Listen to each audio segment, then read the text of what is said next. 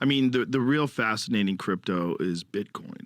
To me, I mean, that's the one that I think has the most likely possibility of becoming a universal viable currency. Welcome back to the channel, everybody. A fun little morning. We're going to have a little clip of Joe Rogan and Sam Altman of OpenAI talking about Bitcoin. As well, they did discuss another topic, AI and the consequences on society, and I'll leave a link to that in my description so you can continue watching that, because it's another 7-minute long video, so this one's already going to be about 7 minutes if you watch the whole clip.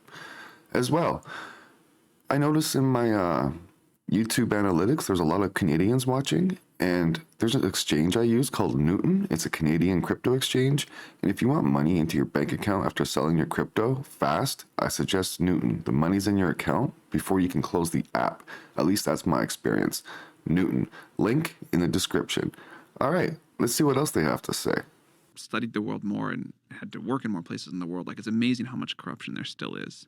But the shift to a technologically enabled world, I think, is a major force against it, because it's harder to hide stuff. And I do think corruption in the world will keep trending down. Because of its exposure. Yeah. Through technology. I mean, it comes at a cost, and I think the loss that, like, I am very worried about how far the surveillance state could go here. But in a world where payments, for example, are no longer like bags of cash, but done somehow digitally, and somebody, even if you're using Bitcoin, can like watch those flows. I think that's like a corruption reducing thing. I agree, but I'm very worried about central bank digital currency and that being tied to a social credit score. That super against. Yeah, that scares the shit out of me. Super against. And that the push to that is not, that's not for the overall good of society. That's for control. Yeah, I think, like, I mean, there's many things that I'm disappointed that the U.S. government has done recently, but the war on crypto, which I think is a, like, we can't give this up, like, we're going to control this and all this, like, that's like, that's the thing that, like, makes me quite sad about the country. It makes me quite sad about the country too, but then you also see with things like FTX, like, oh, well, this can get, without regulation and without someone overseeing it, this can get really fucked. Yeah, I'm not anti-regulation. Like, I think there's clearly a role for it, and I also think FTX was like a sort of comically bad situation that we shouldn't learn too much from either. Yeah. Yeah, but it's a fun one. Like, it's totally fun. And I love that story. I mean, you clearly... I really do. I love the fact that they were all doing drugs and having sex with each other. Yeah, no, it had every part of the dramas of like I mean, it's a gripping story because it had everything there. They did their taxes with, like, what was the program that they used? QuickBooks. They're dealing with billions of dollars. I don't know why I think the word polycule is so funny, but polycule, that was what they, like, when you call a relationship like a poly but closed, like polyamorous molecule put together. Oh, I see. So they were like, this is our polycule. So there's 9 of them and they're poly, or 10 of them, or whatever. Yeah, and you call that a polycule. And I thought that was the funny, like, that became like a meme in Silicon Valley for a while that I thought was hilarious.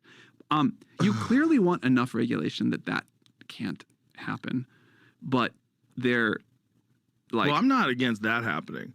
I'm against them doing what they did with the money. That's what I mean. Polycule is kind of fun. Go for it. No, I mean, you want enough thing that, like, FTX can't lose all of its depositors' money. Yes. But I think there's an important point here, which is you have all of this other regulation that people, and it didn't keep us safe.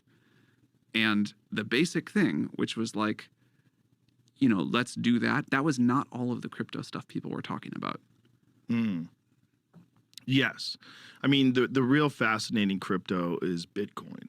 To me, I mean, that's the one that I think has the most likely possibility of becoming a universal viable currency. And it's, you know, it's limited in the amount that there can be. It's, you know, people mine it with their own computer. It's like, that to me is very fascinating. And I love the fact that it's been implemented. and that at least some, like I've had Andreas Antonopoulos on the podcast, and when he talks about it, he's living it. He's spending all of his money. Everything he gets paid is in Bitcoin. He pays his rent in Bitcoin. Everything he does is in Bitcoin. I helped start a project called WorldCoin a few years ago. And so I've gotten to like learn more about the space. I'm excited about it for the same reasons. I'm excited about Bitcoin too. But I think this idea that we have a global currency that is outside of the control of any government is a super logical and important step on the tech tree. Yeah, agreed. I mean, why should the government control currency? I mean, the government should be dealing with all the pressing environmental, social, infrastructure issues, foreign policy issues, economic issues, the things that we need to be governed in order to have a peaceful and prosperous society that's equal and equitable. What do you think happens to money and currency after AGI? I've wondered about that because I feel like with money, especially when money goes digital, the bottleneck is access. If we get to a point where all information is just freely shared everywhere, there are no secrets, there are no boundaries, there are no borders. We're reading minds. We have complete access to all of the information of everything you've ever done, everything everyone's ever said. There's no hidden secrets. What is money then? Money is this digital thing. Well, how can you possess it? How can you possess this digital thing if there is literally no bottleneck? There's no barriers to anyone accessing any information because essentially it's just ones and zeros. Yeah, I mean, another way, I think the information frame makes sense. Another way is that like money is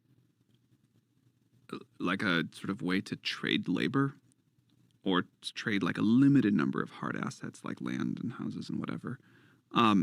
And if you think about a world where like intellectual labor is just readily available and super cheap, then that's somehow very different.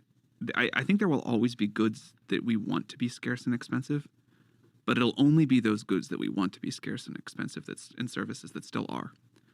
And so money in a world like that, I think, is just it's a very curious idea.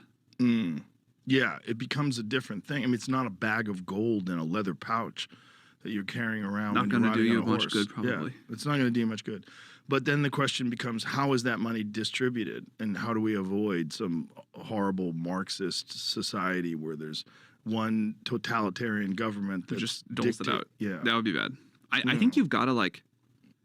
My current best idea, and maybe there's something better, is I think like if we are right, a lot of reasons we could be wrong, but if we are right that like the AGI systems, of which there will be a few, become the high order bits of sort of influence whatever in the world, I think you do need like not to just redistribute the money, but the access so that people can make their own decisions about how to use it and how to govern it. And if you've got one idea, you get to do this. And if I've got one idea, I get to do that. And I have like rights to basically do whatever I want with my part of it. And if I come up with better ideas than you, I get rewarded for that by whatever the society is or vice versa.